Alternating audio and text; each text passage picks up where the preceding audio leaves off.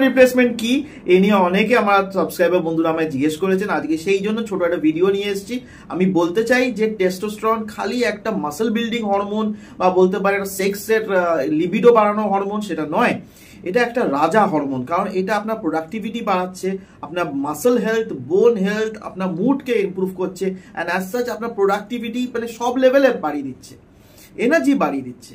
সুতরাং অনেক রকম ডিজিজ প্রসেস আছে, যেখানে ডায়াবেটিস আছে, যদি আপনি aging process, normal aging process, obesity বলুন, বেশি মোটাপ্পান হয়ে যাওয়া, এবং অনেক কিছু অনেক মেডিসিন ট্রিটমেন্টে কিন্তু এই টেস্টোস্টেরন লেভেলটা ডিপ করতে পারে।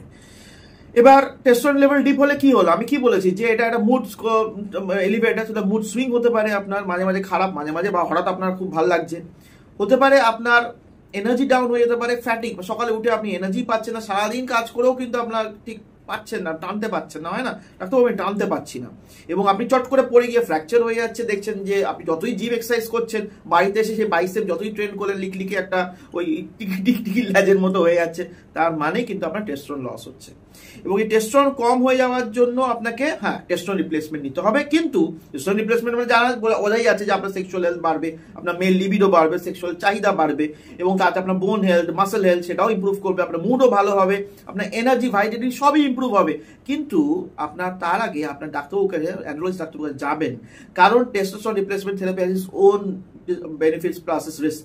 রিস্ক বলতে গিয়ে ইনফার্টিলিটির রিস্ক বলতে গিয়ে প্রস্টেট ক্যান্সারের রিস্ক, হার্ট হেলথের রিস্ক, ব্লাডের রিস্ক, এবং সেগুলো কিন্তু ডাক্তারবাবুই ভালো করে বুঝবেন। অনেক টেস্ট করবেন, প্রথমত testosterone, free testosterone, total testosterone test করবেন, পিএসএ টেস্ট করবেন, এবং দেখবেন কোনো রিভার্সেবল কজ, মানে জাস্ট সাধারণভাবে আপনাকে যদি চেঞ্জ করা যায়, টেস্টোস্টেরনটাকে বাড়ানো যায়, সেটা যদি না থাকে, সেই ক্ষেত্রে নিশ্চয়ই আপনাকে টেস্টোস্টেরন রিপ্লেসমেন্ট থেরাপি দেবেন। কিন্তু সেটা আপনি নিজে নিতে যাবেন না, অবভিয়াসলি অ্যান্ড্রোলজিস্ট ডাক্তারের কাছে গিয়ে।